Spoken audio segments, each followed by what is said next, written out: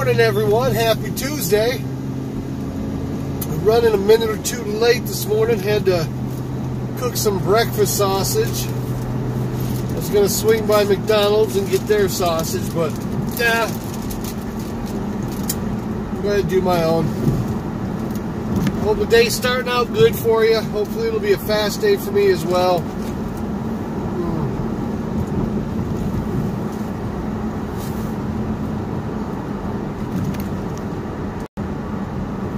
Last night went quick.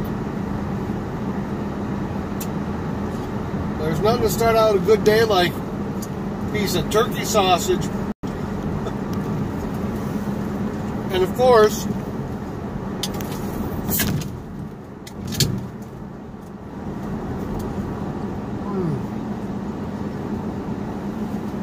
the nectar of the gods, my 6 o'clock Mountain Dew.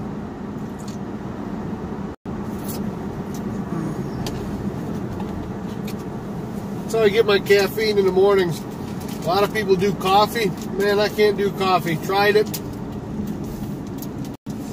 I used to, when I was in school, I used to have a teacher that would smoke cigarettes and go in the teacher's lounge and drink coffee. And that smell, to this very day, when I taste coffee, it just reminds me of that smell on their breath. I love the smell of brewing coffee. It's just the taste of it just does something. Can't do it.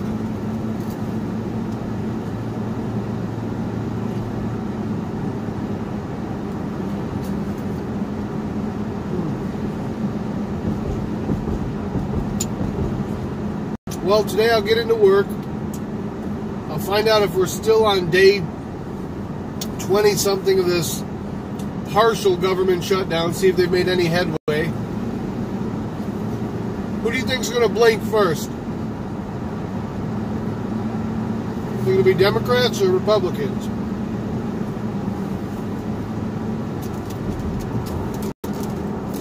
I don't know.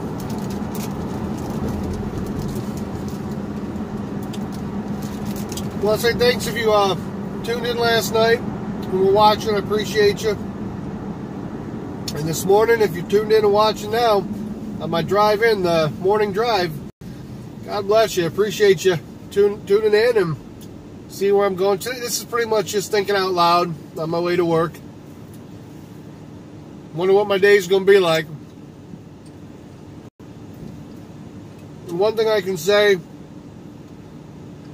out of all the things I've ever done, all the jobs I've ever had, working in a prison with 1,000 inmates or whatever, or 3,000 inmates, whatever the case may be, nothing compares to it. I mean, there's no way to describe.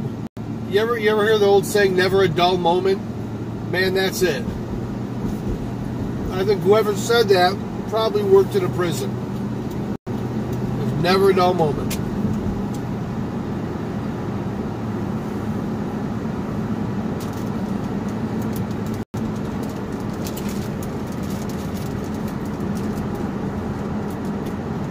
Prison I used to work at in Georgia. I used to work in a little town called Nichols, Georgia. It's just down from a city called Douglas, Georgia. The prison had 3,000 inmates.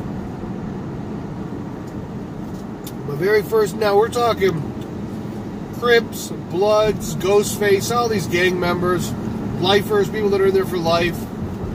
And my first day there, I'm coming in and there's a helicopter landing. They had to medevac or evac, whatever you want to call it, an inmate out who had been stabbed over 100 times in the yard. He ended up dying.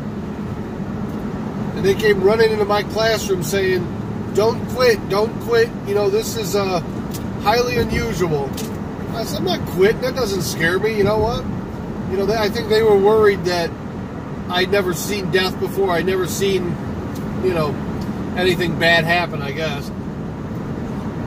Silly people. But yeah, these prisons today,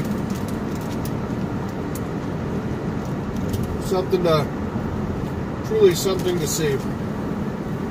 When I lived in Arizona, they actually, one of the prisons in I want to say it was Lewis Correctional, whatever it was, right? It's out of Buckeye. It was maybe a hour away from where I lived or whatever. It wasn't too far. But they had and actually I think today, it's still on the records as the longest hostage situation in any prison ever in the United States. It was like weeks that it lasted.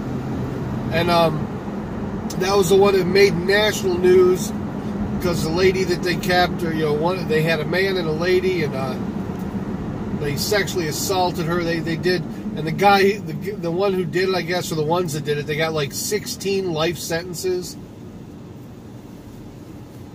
deservingly so. But yeah.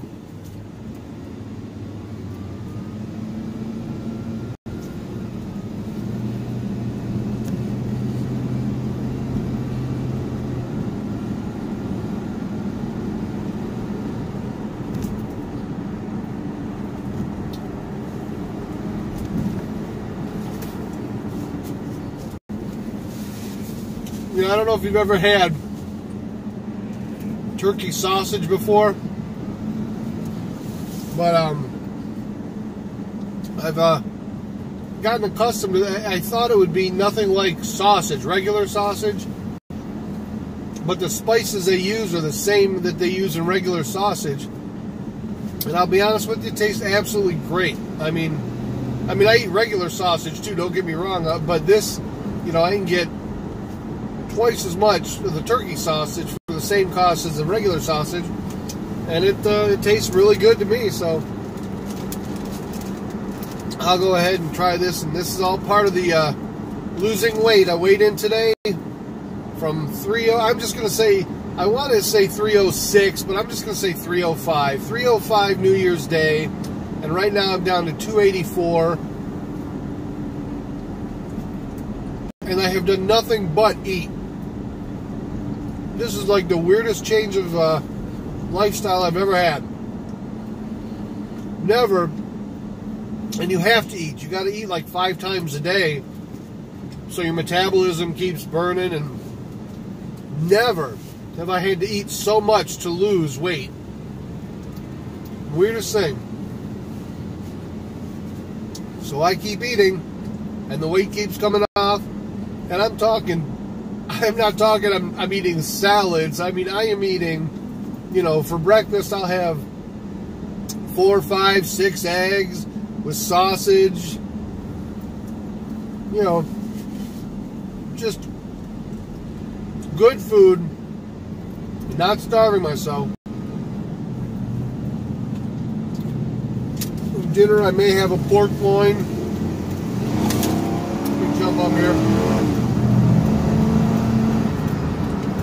There we go. Assholes wanted to play games, wouldn't let me in. Fuck them. But, yeah, I'm talking, like dinner, I'll have pork tenderloins, I'll have chicken, I'll have steak, I'll have pretty much, and it's all filling, it all sits very well, and you feel full for a good long time. But I'll also put in the salads, I'll have a salad if I'm desperate, I don't know, if I'm hungry. Or I'll take tuna or chicken. I'll make a chicken salad. I'm not a big tuna person. I've tried it a few times. Growing up on tuna was fine. Now that I'm older, I don't eat it as much as I. Now the white albacore tuna is not bad, but I'm just not a big fan.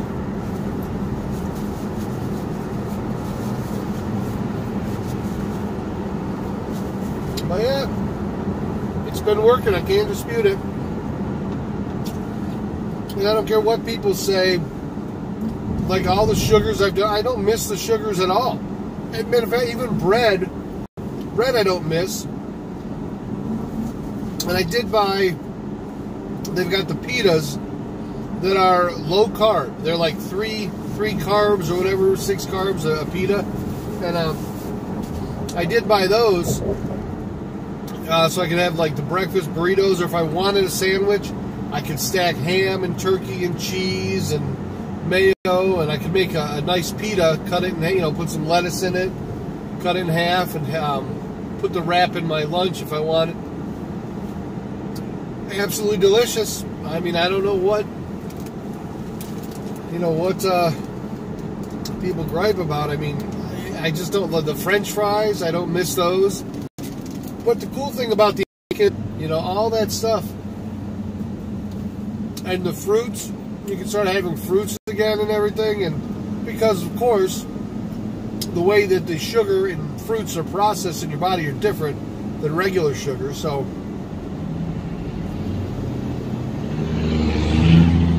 very good.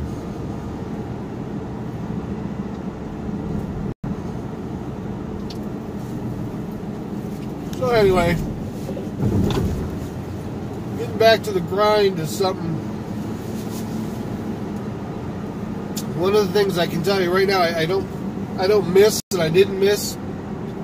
Now we got to start doing it again. It's all this paperwork every day. You'd think that they would automate stuff, but they don't.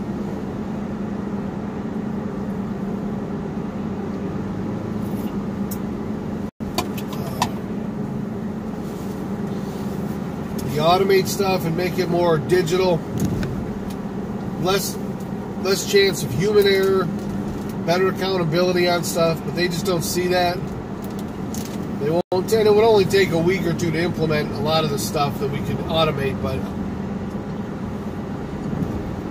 they don't.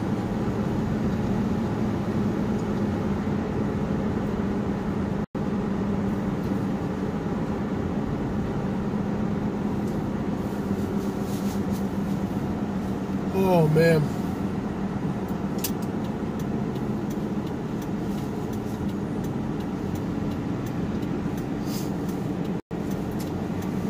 For those of you, I'm not sure if you guys watch Barnacules on Twitch. If you get a chance, turn him on and see if he's back from CES today. I want to see if he's actually returned. I think that's definitely something I'm eager to see, what he found out and what little toys he's discovered.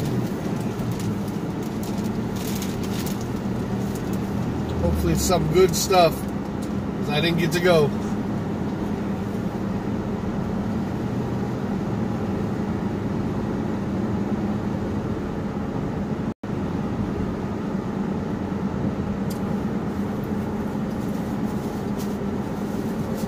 However,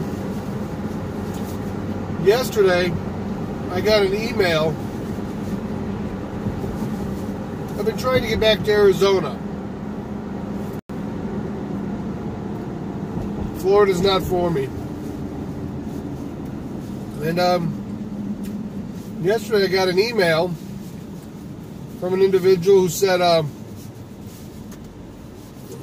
she heard through the grapevine I was interested in coming back to Arizona, and she wanted me to submit to become a contract monitor for one of the prisons out there. So I'm going to go ahead and probably submit that paperwork. And what a contract monitor is for a prison, it's the person that works for the state that goes around or they work for the Department of Corrections, or they go around and they make sure that policies and procedures, everything's being followed, doing everything by the book.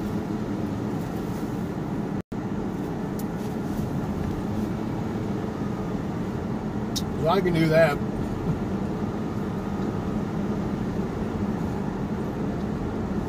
And they get paid an obscene amount of money.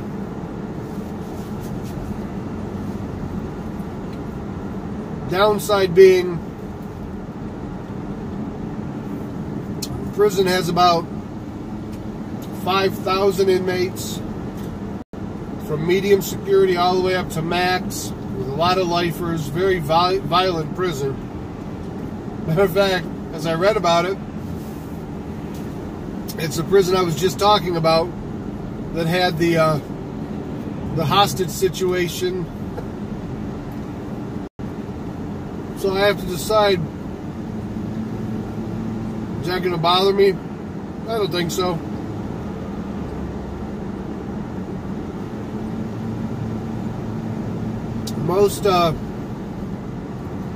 One of the things I've learned over the years, most inmates,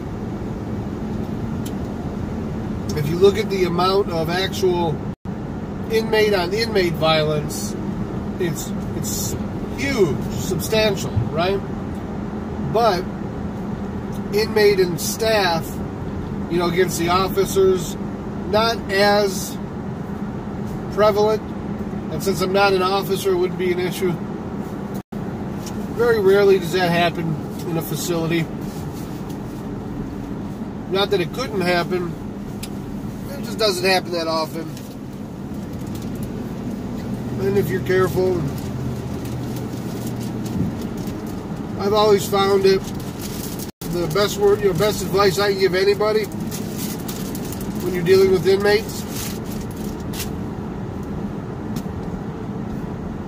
treat them like anybody else. You wouldn't be a jerk or rude to anyone else. Why do it just because they're an inmate? And a lot of people don't get that. Even officers are absolutely rude, crude, obnoxious. They're, very condescending. They talk down. They really kind of berate the inmates because they're inmates, and they feel that it's their job to punish them and keep them below, which isn't really the case. It's like, look, they're already being punished. They're in the prison. They're doing their time. You don't need to dehumanize them and make them feel less just so you can elevate yourself. So I don't do that. When they come into my classroom, I refer, matter of fact, a lot of them will call inmate this or that. I call them, Mr. Smith, Mr. Jones, whatever. I don't, never am I condescending. Never am I disrespectful, because I wouldn't do that in real life.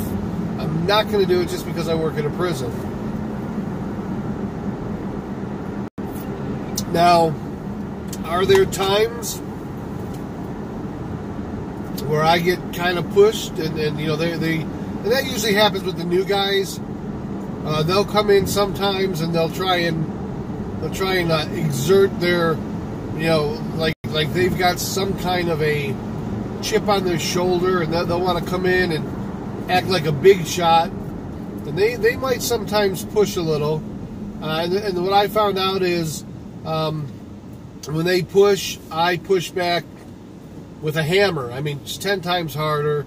And I mean, I had one person years ago, and this is when I just transferred to the prison I'm at.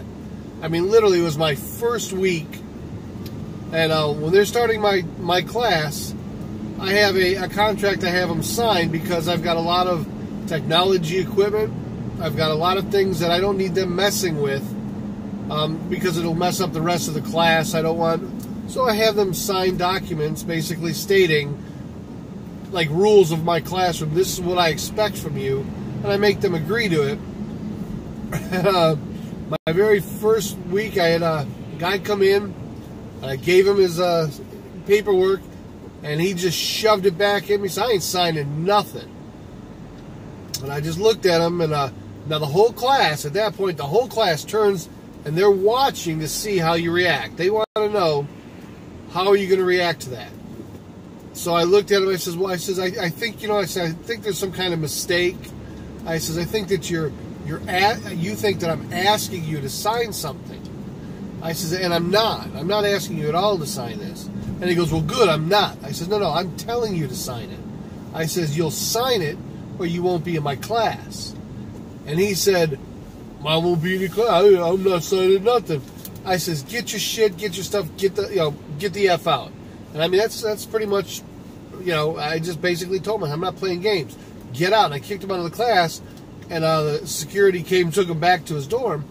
Well, our particular prison at that time was a programs prison. To be in it, they call it Camp Cupcake because it really, these inmates are coddled and just they are literally in one of the best facilities in the state. So he went back and I went to my programs manager. I said, okay, we can ship him out. Now, they don't want to be shipped out anywhere else but Camp Cupcake. They don't want to leave here. So sure enough, man, this guy come back to my programs manager just crying. I mean, he was just, no, I'm so sorry. You know, I'll sign whatever he wants me to sign. You know, my whole family is nearby. They can come visit me and this and that. And my educator, you know, my principal, if you will, he says, well, you go talk to Mr. Johnson. You see if he's going to let you back in the class. If he lets you in, he goes, I'll let you back in. So he comes into my class in the middle of class, just boo-hooing and crying and like, I'll sign whatever you want. And everybody, the whole class is watching this and everything. And so he was apologizing over and over. I said, okay. I said, so you understand what you did was wrong, right? Yeah. I said, you understand that what I asked you was not unreasonable, correct? And he's like, yeah, I do. I said, good, now get out. I said, I'm not letting you back in my class. And they shipped him out. And from that day till today, never, ever have I had any kind of a problem in my class from anybody. And everybody that comes in my class, they enjoy it. They love having that time away from their dorms, if you will, or their rooms, you know. So it's kind of funny because you have to, you know, like I said, I don't disrespect anybody. I'm very relaxed. I'm very, you know, open to making sure that you learn. But boy, you know, you tip over that, I will go ahead and I'll show you exactly what I can do. And I can have you shipped out just by telling it, hey, look, you're in a programs facility. You don't want to be in my class. You don't need to be in this facility. And all the guys that are coming back now, I was kind of had some fun yesterday. I've been talking to them. I said, sucks to be back. I said, and every one of them are like, no, man, this is great. I'm so glad I'm back. And I'm like, well, I thought it'd be better over there. Oh, no, and it is. It's like terrible no matter where you go. They come to our facility, they get fried chicken, you know, every Thursday it's chicken day, and they get, they've got a band, you know, with the guitar and drums and keyboards. They've got free movies, all, you know, I mean, it's like being at, you know, in college. I mean, they got, a free college, you want to take college? There's all kinds of correspondence courses for stuff, free this, free that. I mean, it truly is. You know, you want to go ahead and take welding? Sure, you can take welding. Sure, we actually had electrical at one part. I mean, at one point. I mean, there's so much at the facility that they don't get, I guess, everywhere else. They definitely don't want to leave.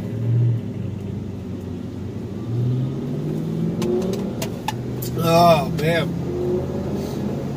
So it's an interesting job. If nothing, you know, I'm not sure how long I'll keep doing it. I'll just keep doing it as long as I enjoy it.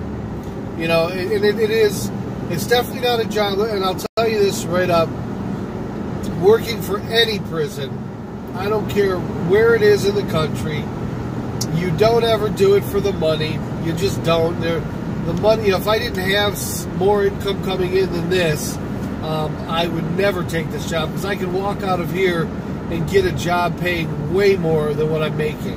And I know that, and I could do it easily, but it's the ability to make a difference actually is what keeps you here. I mean, it's not, you don't get bonuses, you don't get, I mean, it is what it is. You get X amount of dollars, I'm salary, I come in every day, I do my job, I turn around, I go home, and I leave it all behind for the most part. And like I said, it's not a money thing. If I didn't have other money coming in, I could not afford to work here. I mean, I live on the beach. I live on the water. You know, I mean, I can go out on the deck and just kind of overlook. I could not afford that if I was only on this salary. There's no way. So you have to have different residual income. there's so many. Now, there's people here that I know, people that I work with that have been here 10 years and more, and they don't even make $20 an hour yet. You know, they've been, 10 plus, and I would think in a high stress, hazardous type of environment as we're in, people would be paid a substantial amount of money more. But I think that's a lot of what the problems that they face in these prisons is. Most people, again, I'll use myself as an example. When they were hiring for the position I took, it sat for almost a year empty, and they couldn't get anybody to fill it. It's because anybody with my qualifications, anybody that can do what I do, they know in the real world they're 3, 4, 5 times as much money being offered to do the position. So they won't come in and do it.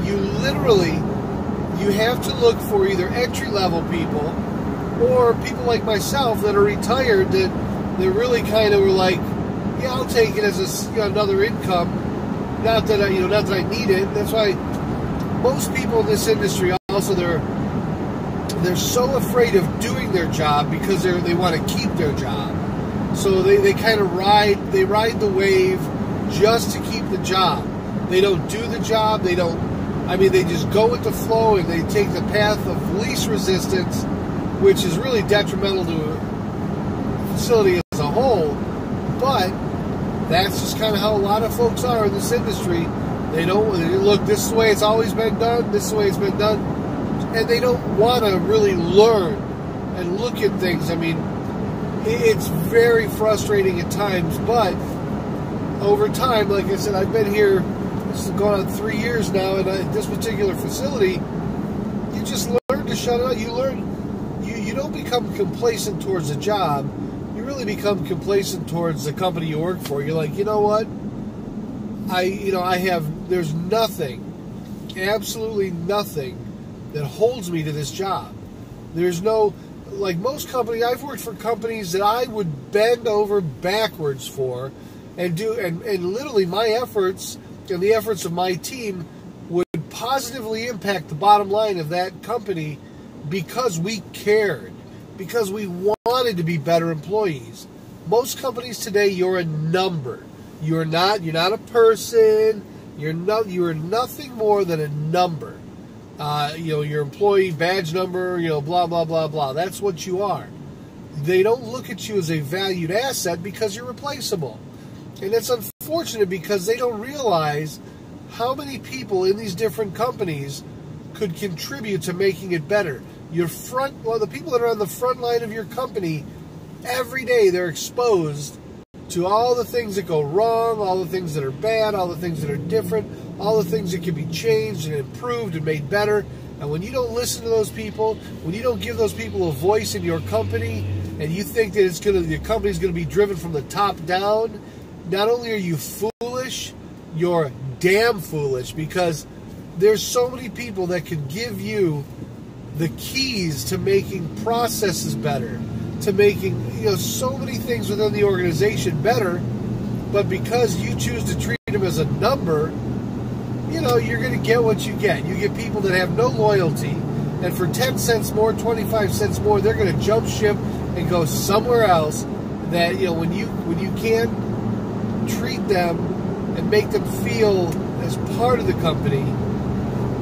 And the funny part is the ones that stay there the longest are often there not because they're loyal to your company.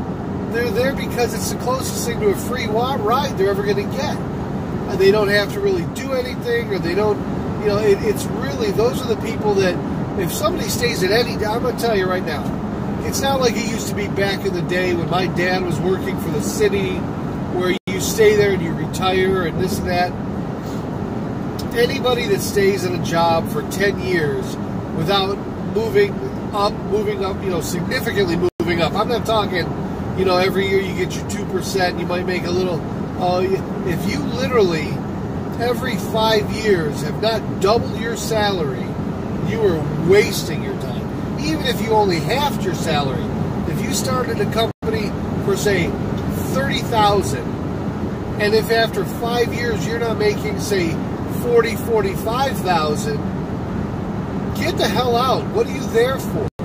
You're nothing more than a number. You're gonna, I mean, it just boggles my mind that people will stay, but I kind of understand it. It's usually the lazy and the complacent ones that'll stay there for time just because they're, you know, hey, it's easy money. I don't have to do anything. Nothing's expecting me but the bare minimum. As long as I can do the bare minimum and, you know, I'll do it. That's very, now I've got people I work with that are worth 10 times their weight in gold anywhere else.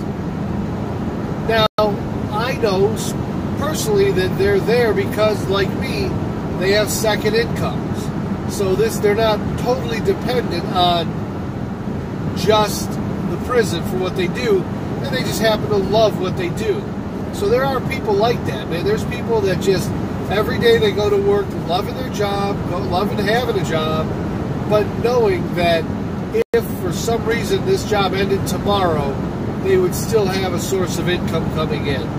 So they're not totally dependent on it. And people do the job because they love to do it.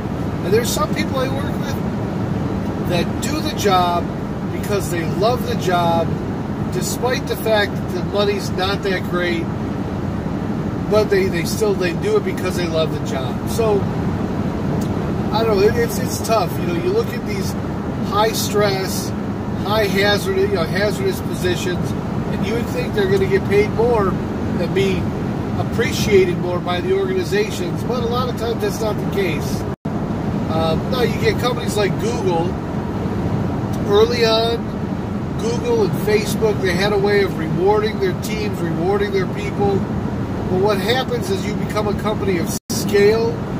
You also are put under the microscope way more than any other small or upcoming company.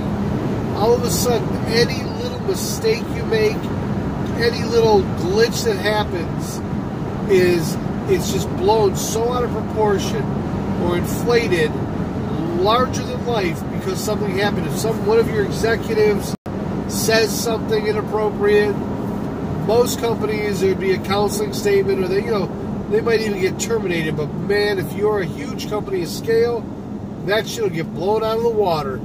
And it's being under that microscope. It is just part of, you want to be a billion-dollar company and, you know, worth billions of dollars, you're going to have to take it on the nose when somebody that works for you screws up. It happens all the time. How many times have you seen, look at UPS, FedEx, how many times have you seen the videos where people have their outdoor webcams and they show the trucks just throwing the packages or kicking the packages over to their door, you know, and it's a bad mark. It's a bad mark on the company, and you can bet that employee, after it made the news, that employee was fired. But here again, those type of things everything's amplified. You know, when the larger your company becomes, the more public your mistakes become. Smaller companies, medium-sized companies, your mistakes are not national news usually, unless they're huge mistakes that involve loss of life or something. But most of the time, you make the mistakes, you correct them, and you make the correction, you drive on. Larger companies, you got to be much more careful. But you know, it's a give and take, I guess. Companies look at it like, for example, I think if you watch my earlier streams, when this hurricane hit and it devastated so many people. Now, the facility I'm at took significant damage. But what they did is there was parts of the facility that were not damaged. After they got all the inmates out, they opened up those parts of the facility to our employees that were left homeless after this thing. So they do go above and beyond sometimes when they're forced to, or when it's critical. But I think a lot of times there's a lot left on the table during the regular workday that they could do that they don't do. There's a lot of people's voices they could listen to, but they don't listen to. It's kind of like, unless you're executive leadership or you're in this certain point, your voice doesn't matter, and that can hurt the company a lot. they have these, engagement, I guess they call them engagement committees, where they will try and give you popcorn on Fridays, do these other little things, and to some people that's great. But if you're an employee that wants to take a vested interest in your company, if you want to help make your company succeed, you want to be heard. You want to have that portal to where your suggestion might make a difference. But without having that, sometimes people get a little lost in the shuffle and go, you know what? I'll just do my 9 to 5 and go home, and I've got nothing vested in this company. And that's unfortunate, because there's a time, like I love doing what I do, and the company I work for can be so much better, and not necessarily just because I say so or because I have a suggestion. There's just so many opportunities that they could take advantage of that they don't, which is fine, their decision. But at the same time, I look at it and I think I really would be proud to wear the jacket, proud to tell my friends to come work here if I had a little more buy-in into the company, if I had a little bit more, if I felt I had a voice and that my opinion and the experience mattered. If I felt that, I'd have much more buy-in into this company and making it successful. But without those things, without really having an executive leadership that looks down at the ranks and says, it's not just the warden that matters, it's not just the assistant warden or the chief, it's that the guy that comes to work, does their 12-hour shifts, and goes home. He has a voice. He matters, not just because he fills a slot as an employee or he does the job, but because he has a voice that can help the company. He should matter just as much as any warden or AW. Some of the best suggestions, some of the best innovations in business often come from the ground, where your foot soldiers are on the ground every day with your customers, making contact. Those are the best places to go to find your answers to a lot of circumstances. Guys, I'm getting close to work today, so if I lose you, if the connection gets poor, apologize. But I'll do the afternoon drive today on the way home.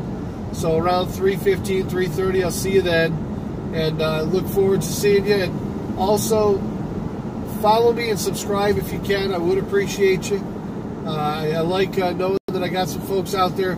I'm surprised that you guys are here in the mornings with me, but I'm glad you are, if you are.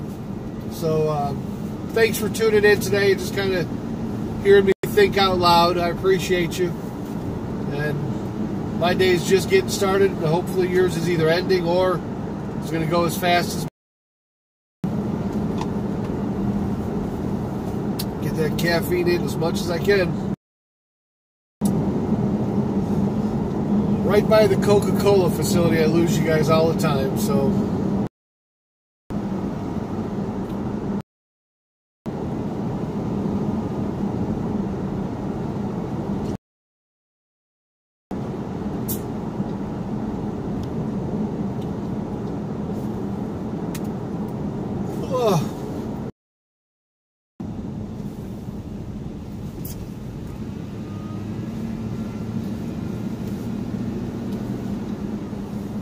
hey, you guys, if you can make the stream tonight, I'll do the stream tonight, 7 o'clock. So if you can make it, I look forward to seeing you there. And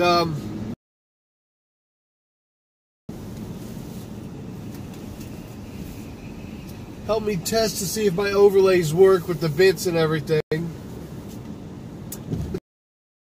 Definitely would appreciate it.